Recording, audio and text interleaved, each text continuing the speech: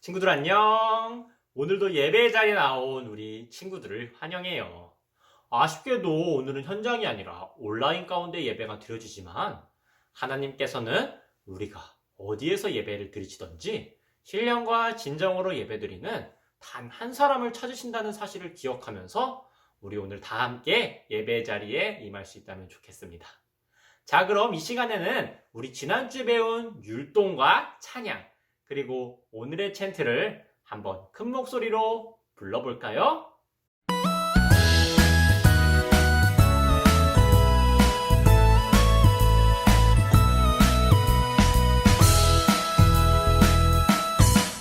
하나님 감사해요. 주님의 사랑, 또 주님이 주신 이 모든 것을 하나님 기르시고 또 입히시고 또 도와주신 것 감사해.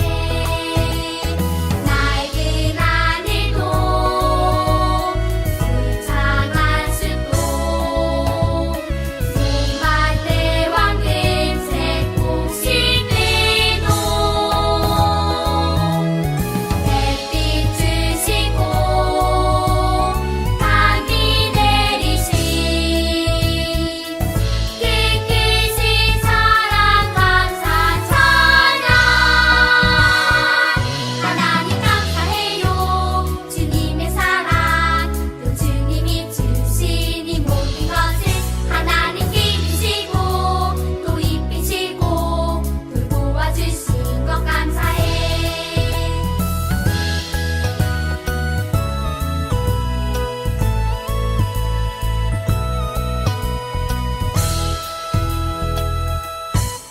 하나님 감사해요. 주님의 사랑, 또 주님이 주신 이 모든 것을 하나님 기르시고 또 입히시고 또 도와주신 것 감사해. 낡은 하늘도 울창한 숲도 눈밭의 황금색 꽃실들도 햇빛 주시고 단비 내리신 그 크신 사랑 감사 찬양. 하나님 감사해요. 주님의 사랑, 또 주님이 주신 이 모든 것을 하나님 기르시고 또 입히시고 또 도와주신 것 감사해. 하나님 감사해요. 주님의 사랑, 또 주님이 주신 이 모든 것을 하나님 기르시고 또 입히시고 또 도와주신 것 감사해. 또해 주신 은혜 감사해.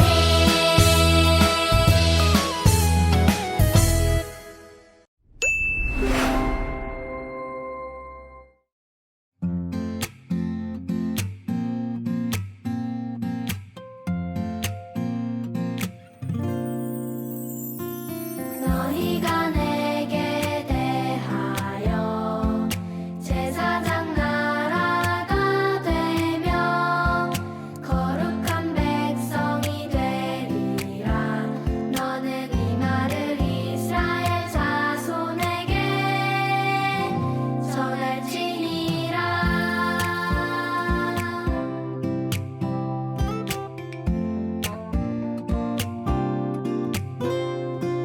너희가 내게 대하여 제사장 나라가 되며 거룩한 백성이 되리라. 너는 이 말을 이스라엘 자손에게 전할지니라.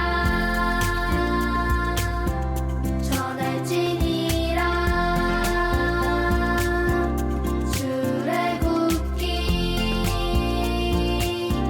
19장 6절.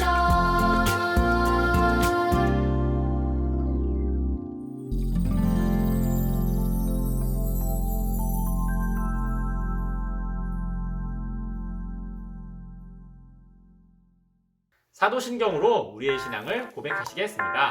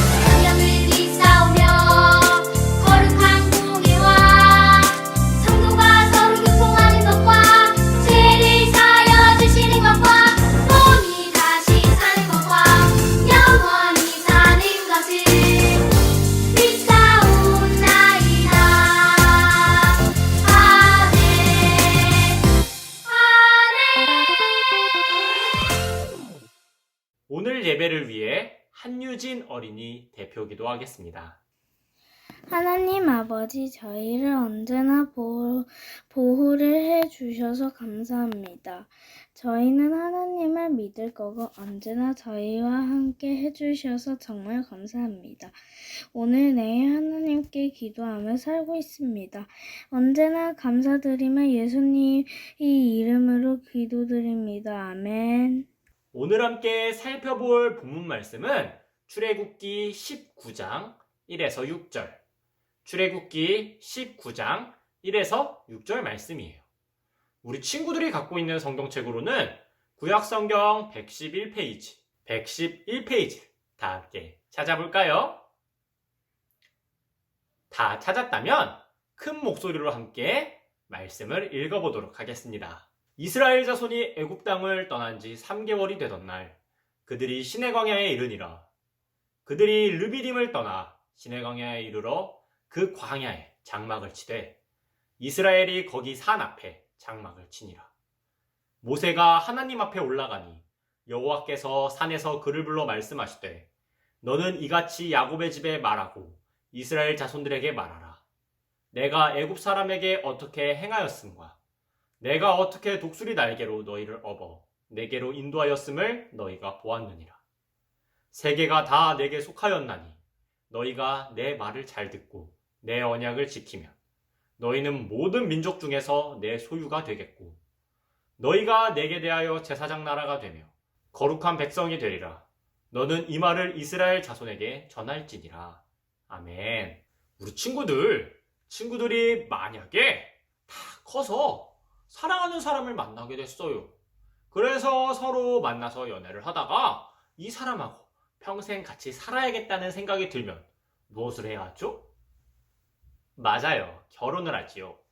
그럼 결혼하면 무엇이 필요하고 무엇이 바뀔까요? 맞아요. 일단은 살 집이 필요할 거고요. 늘 같이 하고 싶어서 결혼하는 것이니까 같이 있을 집은 꼭 필요할 거예요. 그리고 또 뭐가 필요할까요? 맞아요. 규칙이 필요해요. 아무리 사랑하는 사이라고 해도 사소한 것으로 싸우게 될 수밖에 없어요.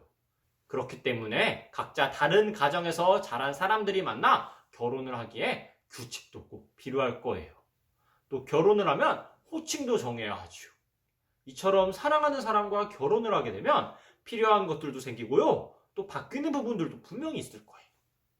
오늘 말씀은 하나님과 이스라엘 백성들이 마치 남녀가 결혼을 하는 것처럼 특별한 관계를 맺는 말씀이 나와요. 오늘 말씀을 통해 함께 어떤 내용인지 알아보도록 하겠습니다. 하나님은 모세를 부르셔서 10가지 재앙과 홍해의 기적으로 이스라엘 백성들을 출애굽하게 만들어주셨어요. 이제 이스라엘 백성들은 애굽의 노예에서 벗어나서 하나님의 백성이 된 것이지요.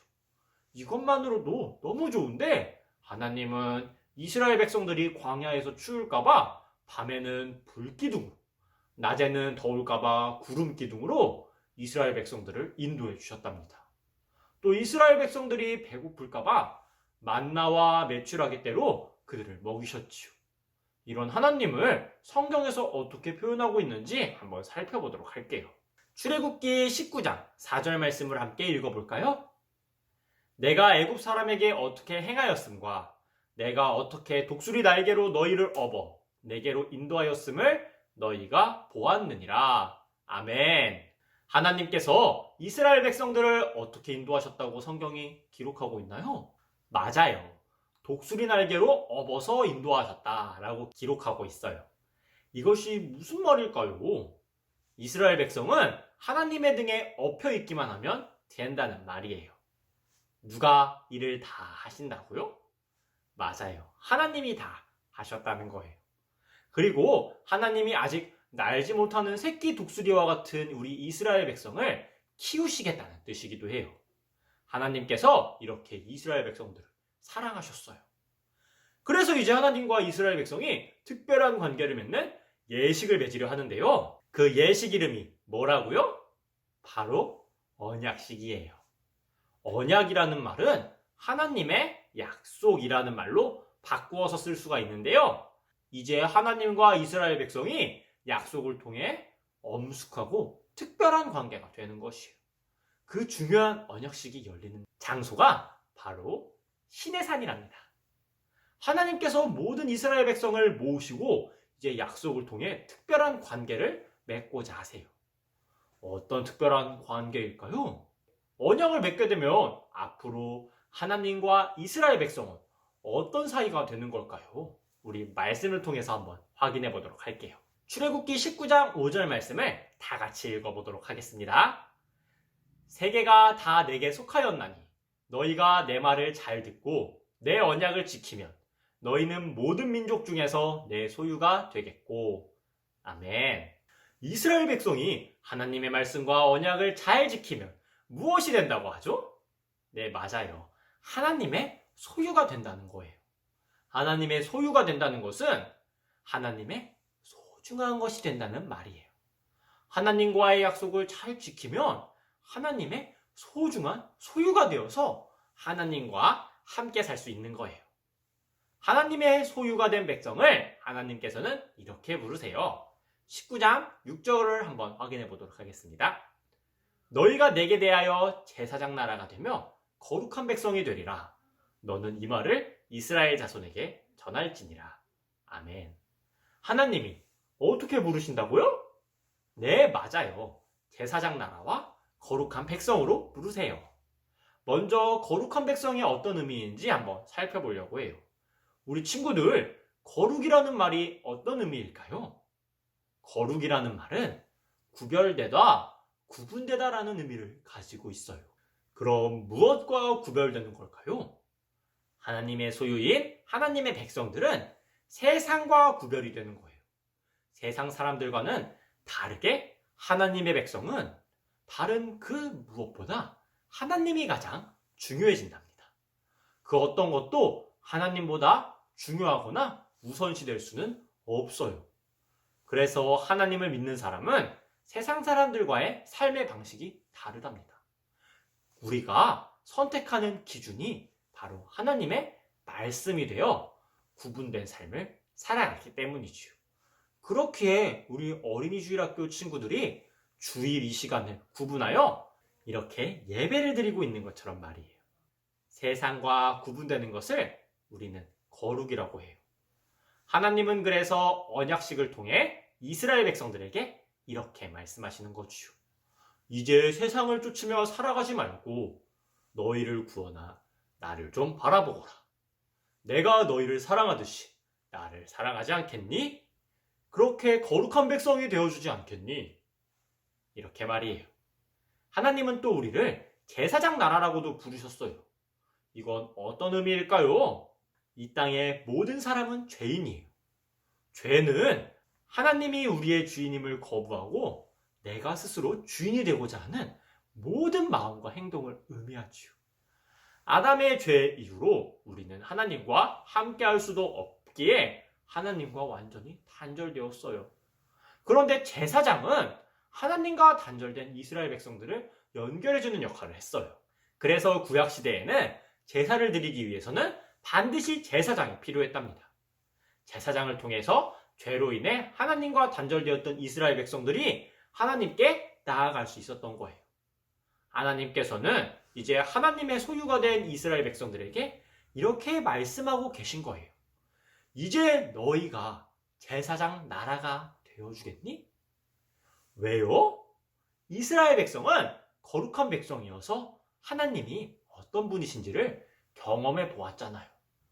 독수리 날개로 업어서 자신들을 애굽에서 구원하신 하나님을 몸소 경험했잖아요. 그래서 하나님을 모르는 자들에게 하나님의 사랑을, 자신들이 겪어본 하나님의 신실하심을 알릴 수 있는 사람이 된 거지요. 제사장 나라가 되어달라는 말은 이런 하나님의 사랑을 세상 가운데 전하는 통로, 다시 말해 복음의 통로가 되어달라는 말이에요.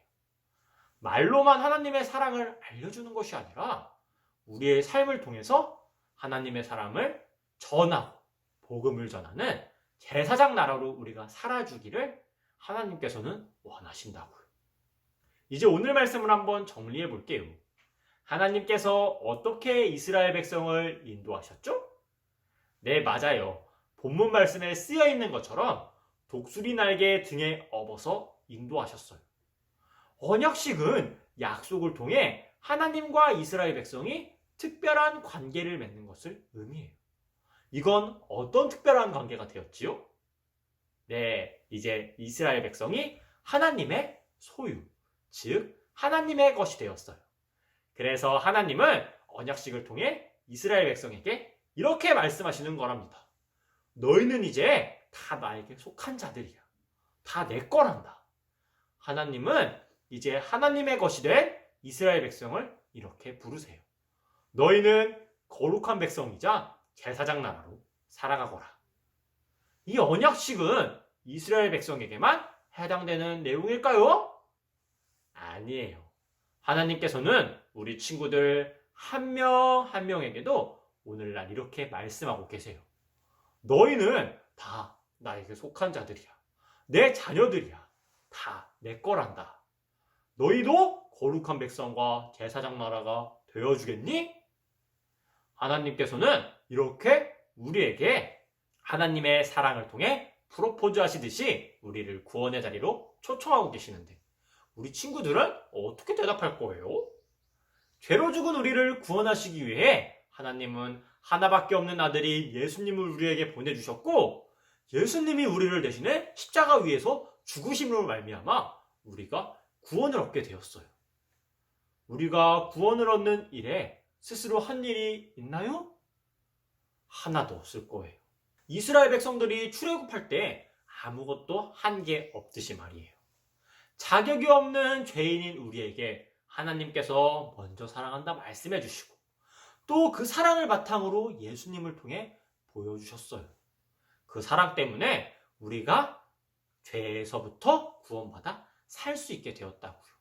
그뿐만이 아니라 이런 죄인인 우리를 하나님의 자녀이자 소유 삼아 주시고 이제는 우리에게 거룩한 백성이자 제사장 나라로 살아가라 불러주고 계세요.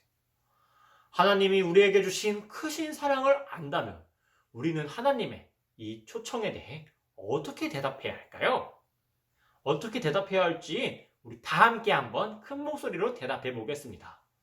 너희는 다 내 거야. 너희도 거룩한 백성과 제사장 나라가 되어주겠니? 라는 질문에 우리는 네, 거룩한 백성과 제사장 나라로 살아가겠습니다. 라고 말하는 우리 주일학교 친구들이 되기를 소망하겠습니다. 그럼 다 함께 기도하심으로 오늘 예배를 마치도록 하겠습니다. 주님, 오늘 설교 말씀을 통해 하나님께서 이스라엘 백성들을 거룩한 백성과 제사장 나라로 주님의 자녀로 삼아주심을 확인하게 되었습니다.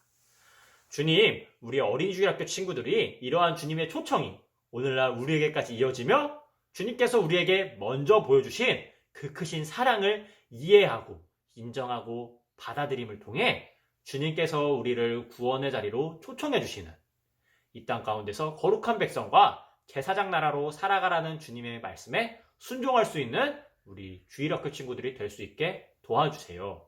이 모든 말씀 우리 주 예수 그리스도 이름으로 기도드립니다. 아멘. 주기도문송으로 오늘 예배를 폐하도록 하겠습니다.